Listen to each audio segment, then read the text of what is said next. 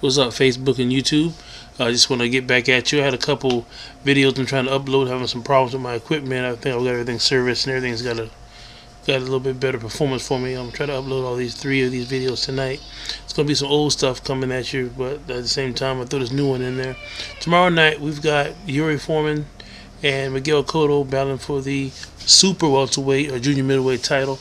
I'm going to predict what probably is going to be considered upset.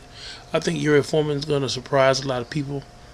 He's not very strong. He's not a knockout guy, but he's an exceptionally gifted boxer. I think he's going to give Miguel Cotto some trouble. If he can manage to win the fight, I'd be surprised a little bit. But he just had Emmanuel Stewart in his corner.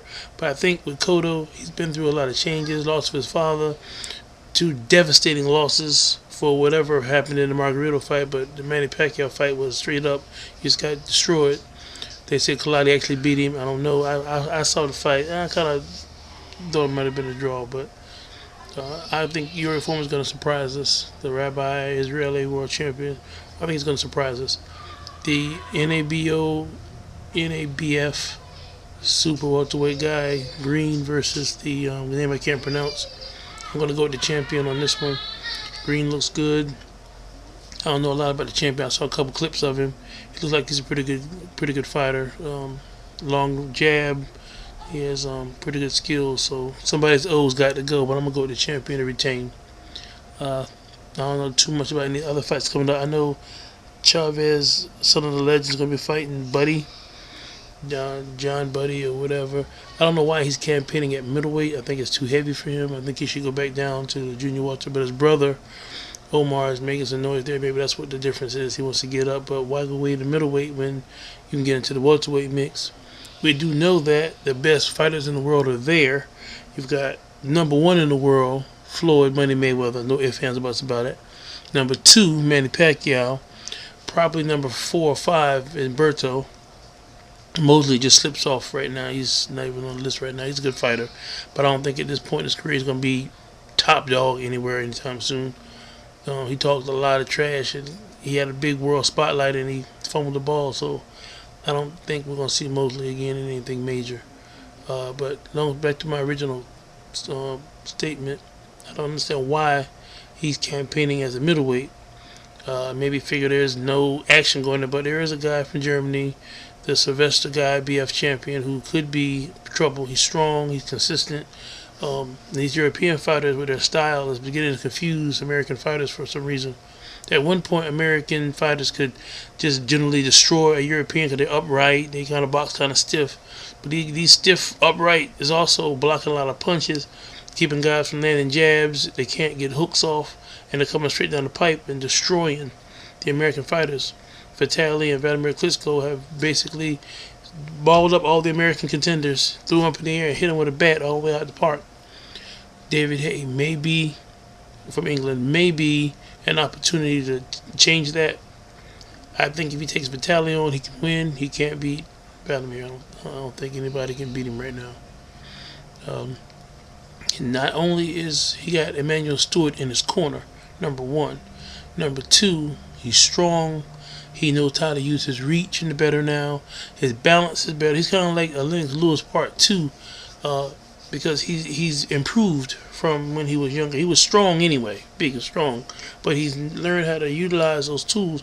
When Lennox Lewis learned to utilize his tools, he could not be beaten. The guy could snap a jab on you that felt like a right hand. When he dropped the right hand, it's like heaven fell on your chest. There's no way you're going to beat this guy. So I'm just looking forward to a good fight tomorrow. I probably won't watch the fight, but I will keep it as posted as much as possible. When I finish this, I'm going to go jump on Yahoo Sports/boxing.com and see what they've got going. The last few days have been pretty much the same information, not really any new things. Talking about some photo ops at Yankee Stadium stuff. I'm not really interested in that, but the fight game is alive and well. The Curry Spinks fight's been postponed.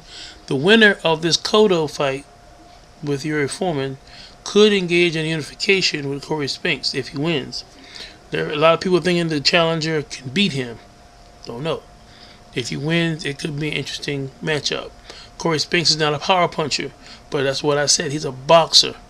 He beat Zab Judah knocked Zeb Judah down. Zeb Judah's a very strong fighter, either junior welter or welterweight, but he beat him because of his boxing ability, be able to odd angles and things like that. So I'm looking forward to Yuri Foreman surprising us.